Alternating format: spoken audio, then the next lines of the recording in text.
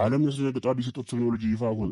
ኢራን በመላው ዓለም እንዲህ የሚል አስደንጋጭ ማስጠንቀቂያ አስተላለፈች። ከዚህ የባሰ ገና ይመጣል። በቅርቡ የመጣው ይፋዊ ቪዲዮ የኢራንን አስፈሪ ወታደራዊ አቅምና ማንኛውንም የአየር መከላከያ ጥሶ መግባት የሚችል አዳዲስ መሳሪያዎችን ያሳያል። ይህ መረጃውንም የዓለምን የኃይል ሚዛን የቀየረ ነው።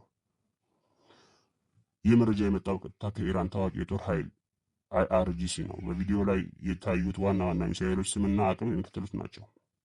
ካይባርሽካን እጅግ አደገኛ የሆነ መካከለኛው ርቀት ሚሳኤል፣ ካራምሻር በከፍተኛ ፍጥነት የሚታወቅ ቃድር የመከላከያ ሲስተሙን አልፎ መሄድ የሚችል ክላስተር ቦምብ ተሸካሚ፣ ኢማድ ኢላማውን በትክክል መምታት የሚችል ልዩ ተሰጥኦ ያለው ሚሳኤል። እነዚህ ሚሳኤሎች በመካከለኛው ምስራቅ ብቻም ሳይሆን በዓለም አቀፍ እጅግ ደረጃቸውን የጠበቁ በመሆናቸው ይታወቃሉ።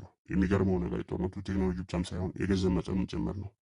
ኢራን በ10 ሺዎች የሚቆጠሩ ዶላሮች አውጥታ የምትተኩሰው አንድ ርካሽ ሚሳኤል ለማክሸፍ ሲሆን እስራኤል በሚሊዮን የሚቆጠሩ ዶላሮች በማውጣት ይኖርባታል። ለምሳሌ አንድ የኢራን ሚሳኤል $100,000 ሲያወጣ እሱን የሚመታው አሮ ስሪ መከላከያ ግን $3 ሚሊዮን ያስከፍላል።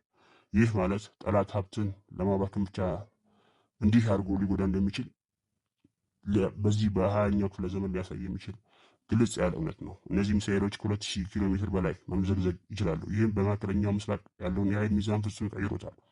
የአሜሪካና የአውሮፓ ወታደራዊ ተንታኞች ይህ አዲስ የጦር መሳሪያ ውድድር ሊፈጠር ይችላል ሲሉ ስጋታቸውን እየገለጹ ነው። ኢራን ግን ይህንን ቴክኖሎጂ በመከላከያ ብቻ እጠቀምበታለሁ ነው ያለችው። በቪዲዮ መጨረሻ ላይ የታየው መልእክት እጅግ አስደንጋጭ ነው። ዘ ቤስት ኢዝ የት ቱ ካም፣ ማለትም የተሻለው ገና ይመጣል። ይህ ማለት ከነዚህ እጅግ የላቀ ሚስጥራዊ መሳሪያ በዝግጅት ላይ ነው ማለት ነው። እናንተ ምን ትላላችሁ? ይህ ሁኔታ ዓለምን ወደ የት ይወስዳታል? አስተያየታችሁን በኮሜንትና በፎሎ አረጋግጡልኝ።